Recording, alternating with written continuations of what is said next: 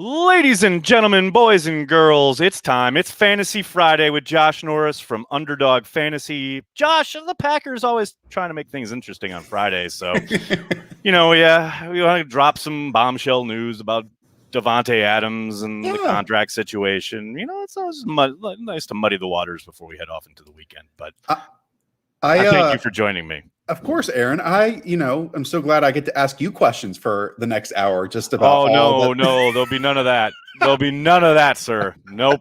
I already did my Davante Adams chat. Got that out of the blood.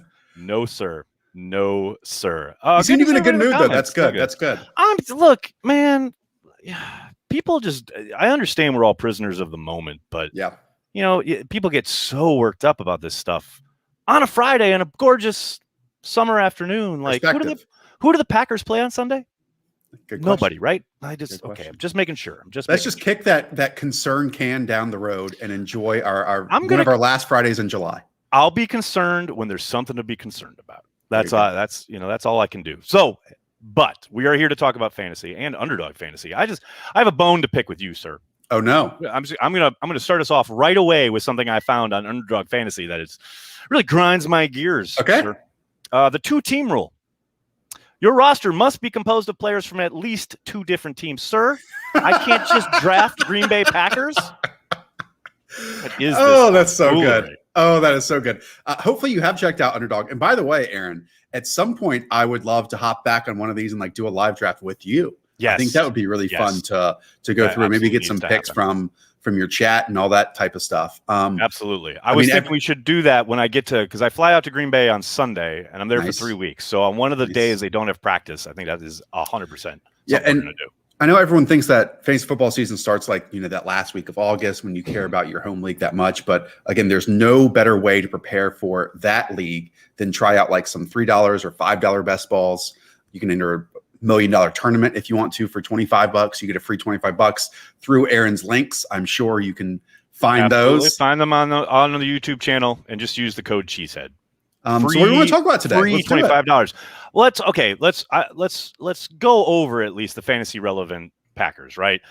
We already have some questions about non-Packers in the chat, and we will get to those 100%. We will talk fantasy across the league, but let's start with the running back spot. I'm old school. I think fantasy football. I think running backs. I think production. I know the pendulum seems to have swung towards wide receivers in the modern era, but you look at Aaron Jones and A.J. Dillon. That's a two-headed monster that I think you can feel pretty good about drafting either one of those guys. But is there a guy you, Josh, think, obviously it's about value, that you think is a better value than the other? Well, as soon as we know that Aaron Rodgers is going to be the quarterback, then Aaron Jones is an immediate value because right now he's going as running back 13. That's behind the likes of Joe Mixon, behind the likes of Antonio Gibson, Clyde Edwards-Helaire, even the rookie and Najee Harris.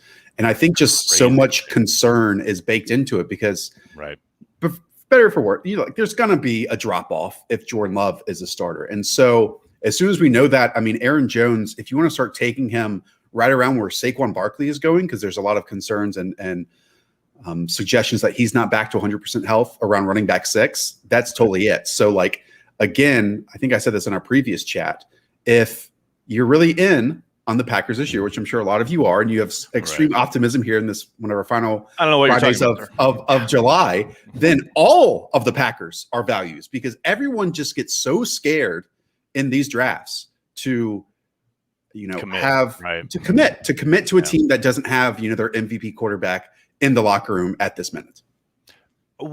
I'm glad you brought up the Jordan Love kind of dilemma, right? Because I understand the idea that yes, the offensive skill players will undoubtedly see a hit when it comes to production, but at running back, doesn't the idea that you've got a first-year starter stepping into an offense that was insanely prolific last year, yes, it's not Aaron Rodgers. There's no doubt the scheme and the calls and things like that will be somewhat different, but doesn't the fact that it is, if it is Jordan Love, don't they have to lean on those guys? Doesn't that potentially help their production? I think that falls into the mindset that you can run to win. And you and I still believe. Well, they use the backs in the passing game. No, they do. But I think you and I both believe that you can pass to lead, then run to win at the end of games. And so if the team is just worse with Jordan Love at quarterback, then, Aaron Jones isn't going to get, or even A.J. Dillon, going to get some of those really meaningful carries. And they might not have as many opportunities inside of the 10-yard line. And those like goal line carries are high value touches, extreme high value touches. So I'm looking last year in terms of rushing attempts and trying to find out where the Packers were. I mean, they were around middle of the road, right around the Las Vegas Raiders, the Denver Broncos at 443 carries last year. I'm not concerned at all. Again, if Aaron does come in and is the starter, I'm not concerned at all with like a possible split backfield like we've got in the past with Aaron Jones and Jamal Williams, because we know even if he only gets 12 to 15 opportunities per game, Aaron Jones just has such explosive capabilities and an explosive skill set that he can absolutely hit on value there. Callum in the Facebook chat asks, can A.J. Dillon be a top running back this year? I don't know what top would be, but I guess top 30 running back. Well, should we maybe we should even talk through like worst case scenario, since maybe we're there already. Sir, I did not ask you here to put fear in the hearts of Packers fans. No, I mean, that's fine if you want. So A.J. Dillon is going as running back 40 right now. I'll give you a few names around in that area. Gus Edwards, running back 39. Alexander Madison's running back 48. Kenyon Drake is running back 42. Some people call those handcuffs. I'll call them running back insurance. Namely, like if the top back on their team goes down, then they will come into like a massive workload. Now, I think there's a bit of a fallacy when it comes to drafting those types, because I'm sure a lot of your chat out there, if they draft Aaron Jones, are like, okay, now I need to reach get AJ, on A.J. Dillon. I would say do the opposite. I would say if you draft Aaron Jones early, then skip out on A.J. Dillon, because if Aaron Jones goes down, then you're kind of screwed no matter what. But let's say like you're not in a spot to get Aaron Jones. You're like the 101, and you take Christian McCaffrey. The best way to do this is to kind of put roots in multiple backfields with high upside running back insurance, especially on Underdog, which is 18 rounds, and you don't have to necessarily pick when the player is going to be in your starting lineup because they get, the optimal start based on their production. So like if Aaron Jones then goes down, then you have the lead back on two teams and had to spend far less draft capital on it. So I would do that rather than always handcuff the top running back that you select. Couldn't agree more. Brandy makes a good point. A lot of stacked boxes with Love as quarterback, and you would definitely expect that. That's why I say it's important to remember they're definitely going to be involved in the passing game. Let's move out to tight end. Where do you fall on Tonyan? This is a guy who is getting disrespected left and right. Oh, it's just the scheme. Oh, he has Aaron Rodgers. Notwithstanding the fact that Rodgers literally missed him short twice last year, took 2 touchdowns off the board. I love Tonyan. I love his upside, and I got to imagine he is not one of the early selections on Underdog. He's not, despite being kind of like the breakout tight end last year. I mean, this conversation that I always have with Hayden Winks on the Underdog Football Show, like the tight end spot is just a complete wasteland. It was last season. only 2 tight ends scored over 150 points. There were 4 or 5 the 2 previous years. So despite all the talent we've had at the position, they haven't been like these extreme scorers. And then we always feel like we can, pinpoint the one that is going to break out, and then it like never happens. And Tonyan was that guy last year that it did. This year he is going as the tight end 14, which is, right after Irv Smith and somehow Mike Gesicki. I would not have that. And I think part of it, and you can back me up on this, and I actually want to get your point. How do you think that Tonyan's role, is it going to stay exactly the same? Is it going to change? Because so much of his production last year was because of touchdowns, and those can kind of be high variance. Yeah, very much so, yeah. But obviously that those are like a very important part of tight end scoring, because we know that they're not going to get nearly as many opportunities as like a lot of the wide receivers that they're selecting. What's always so frustrating about tight ends is like not being able to count on them consistently week to week, right? Like the variance you're talking about. I will say though, I don't see his production taking much of a dip, if anything, across the board. Even with even when you're talking about touchdowns, yes, hitting 11 is probably asking a bit too much, but I wouldn't be surprised between 8, 9, maybe even 10. Like, I just think he's such a perfect kind of counter to when teams are rolling to Devontae. If whatever's going on, if Jordan's throwing him, Aaron's throwing him, I don't know. But if Devontae's on the field and he said he's going to be there, you've got Tonyan, who always seems to get forgotten about. Especially, they love utilizing him middle of the field, working off play action, kind of third quarter. You've lulled them to sleep, and all of a sudden they hit Tonyan deep. They did like 4 or 5 times last year. And like I said, 2 of those times, Rodgers was short on the throw. Otherwise, not only does he tie the all-time Packers record for touchdowns from a tight end, he breaks it. So I do think people are sleeping on him. I really do. I think his production is going to be, again, I'm not going to sit here and tell you, yep, he's going to pick up right where you left off. And the consistency is what kills you at tight end, because I don't expect him to put up big numbers week after week after week. But I do think it will be pretty damn similar to what we saw last year.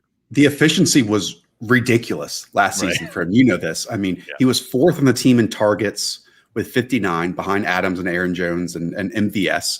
He caught 52 of those 59 targets. I don't have it in front of me, but I would say that's probably the highest catch rate among tight ends. It was insane. It was there was a stretch at the beginning of the year where he hadn't dropped a pass, and it was just like nuts. It was just nuts. And then he scored 11 touchdowns on 52 receptions. Again, so maybe your point is the efficiency, again, can be difficult to be sticky, even though it's part of the offense, because, like, as you mentioned, so much attention gets placed on other players that it just makes sense to roll everything away from him and have him catch those passes. But if we can get to like 75 targets instead, like he's more cemented into the offense because of what happened last year, then that will allow us to have a little bit less of an efficient season and still hit that production. So I appreciate that. That's good to know. Yeah, I'm here for you, buddy. I'm taking notes too. All right, very good. We'll move out to wide receiver. Obviously, Davante Adams is Davante Adams. I don't think I needed to belabor that point too much. I mean, today's news notwithstanding. Well, he's going as wide receiver 5. Again, people I was just going to ask, where is he on an underdog?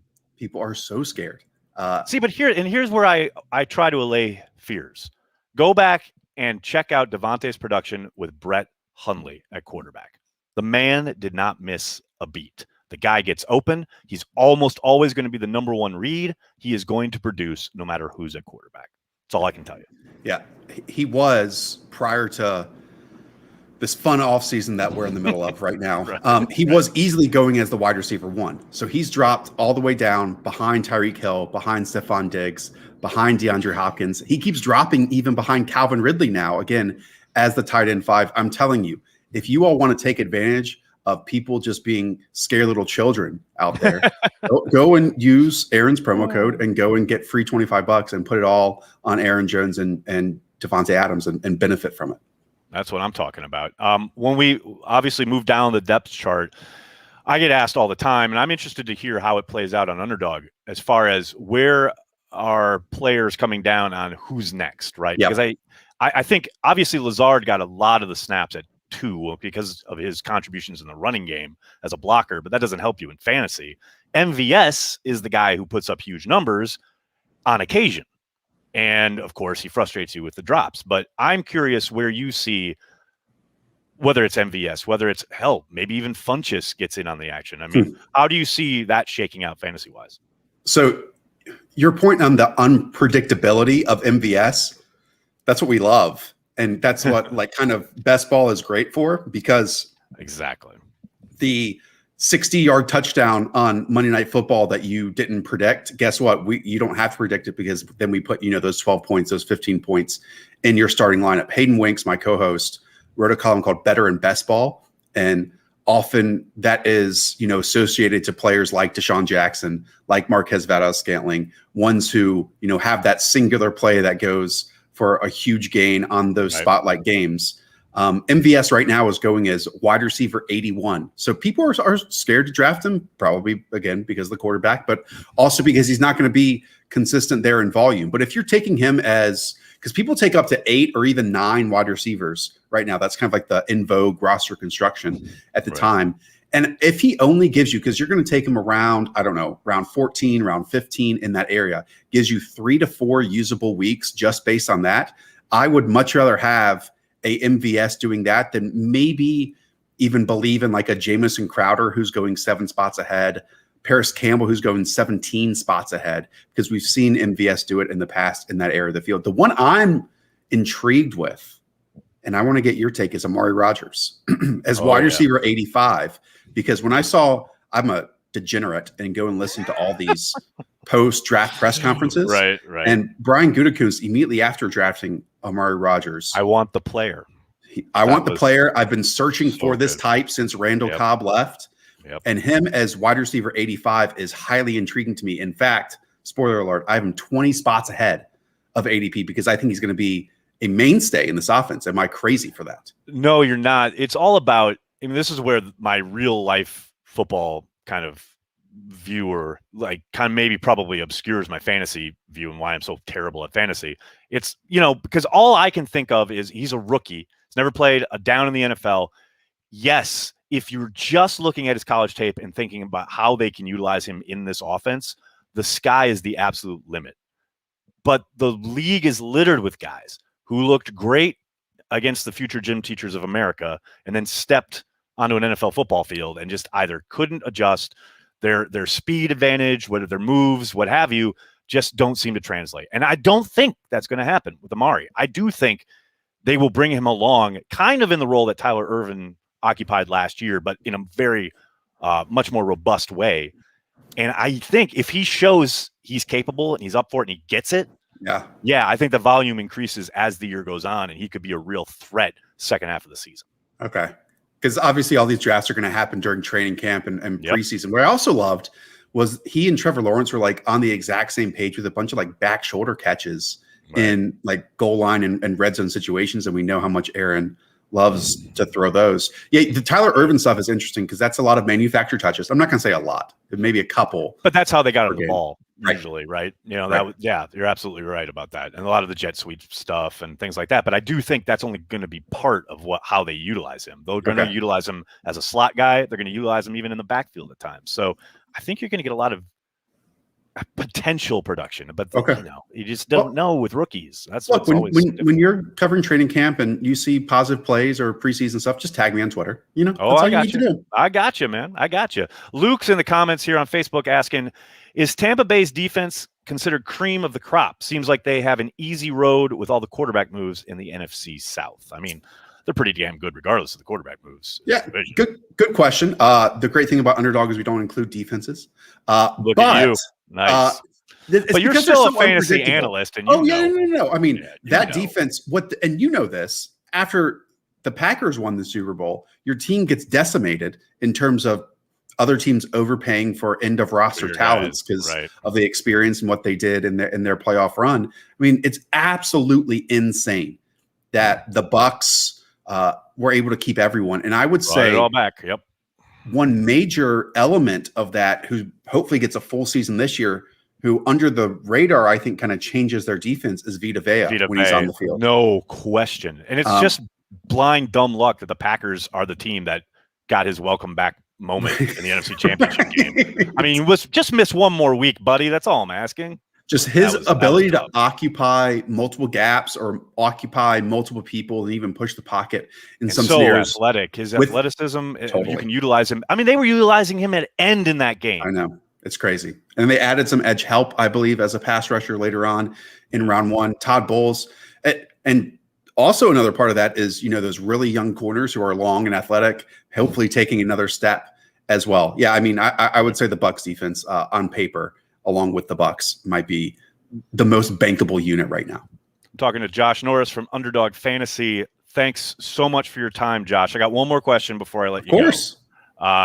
We've touched on running backs, wide receivers, tight ends. I haven't talked about the quarterback spot. And we all know there's a possibility that Jordan Love is under center. Do you think Jordan Love is draftable? Do you think he's a flyer that you take at the end as if, he's stepping into a high-octane offense. The upside is unbelievable for very little investment. How does Underdog view Jordan Love? I can't wait to watch preseason. I am team preseason. I love preseason games. I feel like we learn more about players in like 3 preseason games than we do sometimes for like their full final year of college, because they're going against the best, even if they don't make rosters, that's better than a lot of the people they played against, on Saturdays. Again, I want to reiterate, go and draft Aaron Rodgers because people are terrified, and he's going as quarterback 13, which is absolute bananas. Jordan Love right now, though, is going as quarterback 38. If he is named the starter, I would probably put him around that Taysom Hill line. So that's like quarterback 31 right now. And almost everyone on Underdog, I mean, you basically need to because of bye weeks and there's no management, there's no waivers, there's no trades, there's none of that. You have to have at least 2 quarterbacks. Some cases, maybe even 3. So he might be an end of the road, obviously, quarterback 2, and then a team's quarterback 3 if they want to draft that as well. Makes all the sense in the world. The only downside on Underdog is you can't draft all Packers. Other than that, fantastic. Absolutely fantastic stuff. Josh, I can't thank you enough for hanging out, talking some fantasy football with me because I know nothing about fantasy. I'm terrible at it. That's why Josh is here. Make sure you check out Underdog Fantasy. The link will be in the bio. Josh, thanks so much, buddy. Absolutely. If your audience, absolutely. Let's if your do audience this again next week. Of course. If they have more questions, just at me on Twitter and go and check out the Underdog Football Show as well. Thanks, Aaron. Have a great weekend, buddy.